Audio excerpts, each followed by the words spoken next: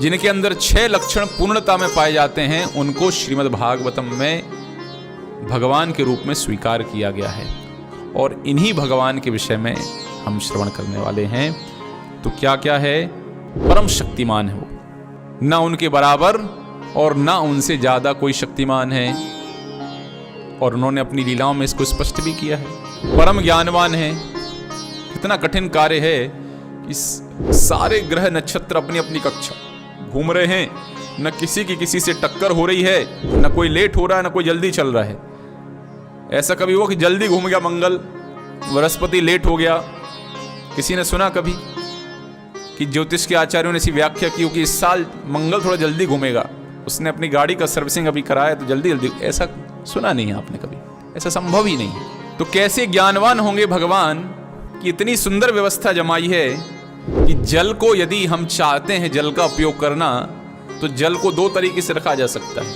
या तो बर्फ के रूप में संग्रहित करके रख दें, या उसमें नमक डाल के, प्रिजर्वेटिव जिसको हम कहते हैं। तो भगवान ने क्या व्यवस्था किया? समुद्र में डाल दिया नमक, पड़ा रहेगा पानी, कभी खराब नहीं होगा।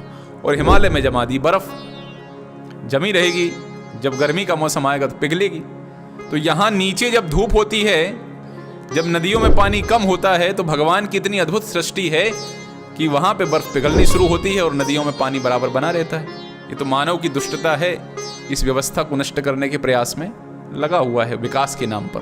कितना सुंदर व्यवस्था किया है, बिना किसी तैयारी के बस सेमिनार दे दिया 1 आधा घंटे में। किसको? अर्जुन को, भगवत गीता का। और आज 1000 साल बाद भी सब अपने अपने हिसाब से उसका गुणा भाग लगा रहे हैं कि भगवान ने क्या कहा, भगवान ने क्या कहा। जो देख, भगवत गीता की विशेषता है, हर व्यक्ति, मैनेजमेंट वाला वो अपना अर्थ निकाल लेता है, राजनीतिक वो अपना अर्थ निकाल लेता है, धंधे वाला उसको अपना अर्थ मिल जाता है, भक्तों को, योगी को, ज्ञानी को, कर्मी को, जो व्यक्ति है, सबको श्रीमद् भागवत के हिसाब से अपना अपना अर्थ मिल जाता है। कितनी अद्भुत रचना भगवान ने दी है, कितनी अद्भुत शिक्षा, कितना अद्भुत ज्ञान भगवान ने। ये भगवान का स्वभाव, परम ज्ञानवान। उसके एक एक श्लोक के ऊपर अनेक अनेक पश्चिमी विद्वान क्या कर रहे हैं? ग्रंथ लिख रहे हैं। 10 केस स्टडी, 1 श्लोक। कहते नहीं है कृष्ण ने कही है गीता, छुपा के रखते हैं, लेकिन कह रहे हैं। परम ज्ञानवान। और सुंदरता की तो कोई भगवान की तुलना ही नहीं है। भगवान भी सुंदर, भगवान की लीलाएं भी सुंदर, भगवान की कथा भी सुंदर। हाँ, अधरम मधुरम वदनम मधुरम रकिलम मधुरम हसितम मधुरम। सब भगवान की हर चीज मधुर है। तो ये भगवान की सुंदरता है। और भगवान इतने सुंदर हैं कि कंदर्प कोटि कमनीय विशेष शोभम। करोड़ों करोड़ों कामदेव जब भगवान को देखते हैं तो कैसे हो जाते हैं?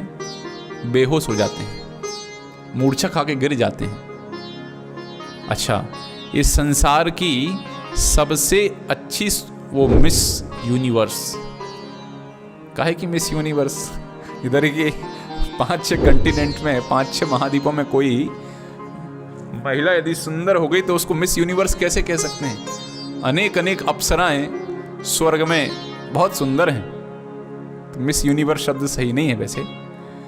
फिर भी ऐसे अनेक अनेक मिस यूनिवर्स को मिला दिया जाए तो कामदेव उनकी ओर देखेंगे भी नहीं और देख के थूकेंगे भी नहीं। और ऐसे करोड़ों करोड़ों कामदेव जब भगवान श्री कृष्ण को देखते हैं तो क्या हो जाते हैं? बेहोश हो जाते हैं। तो इससे भगवान की सुंदरता किस प्रकार की है इसका आप अंदाजा लगा सकते हैं। और भगवान परम यशस्वी हैं। आपको, हमको, बड़ो इस शहर के कुछ लोग जानते हैं, है कि नहीं? लेकिन भगवान को सभी जानते हैं। ऊपर के देवलोक में, नीचे के नाग पाताल लोक इत्यादि में, भारत के बाहर, तो समस्त लोकों में, समस्त देशों में, समस्त महाद्वीपों में हो सकता है नाम अलग अलग उपयोग करते हैं, लेकिन जानते सभी हैं। ऐसा भगवान का यश है। और परम धनवान, धन में भगवान की कोई कमी नहीं है कि नहीं? सारा संसार किसके पीछे है? लक्ष्मी के पीछे। और माता लक्ष्मी भगवान के चरणों में बैठी भगवान के पैर दबाती रहती है। तो इसमें कोई संशय है कि भगवान परम धनवान है? कोई संशय नहीं है। और इतना सब होते हुए भी जो परम वैराग्यशाली है, सुदामा जी पहुंचे, 3 मुट्ठी चावल क्या खिला दिया, भगवान ने कहा सब दे देंगे। इतना वैराग्यवान है कोई? इतना वैराग्य है किसी के अंदर?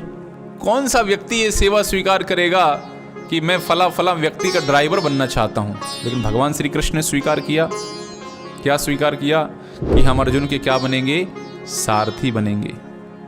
आसान काम नहीं है। जब सारथी कोई व्यक्ति बनता है तो रथ चलाने वाला बार कभी कभी उसको पीछे से अपने पैर के अंगूठे से मारता है। तो भगवान अपने भक्तों का पाद सेवन, चरणों का स्पर्श सहते रहे। ये भगवान की अद्भुत महिमा है। तो जिस व्यक्ति के अंदर ये 6 गुण पाए जाते हैं पूर्णता में, उनको हम भगवान कहते हैं।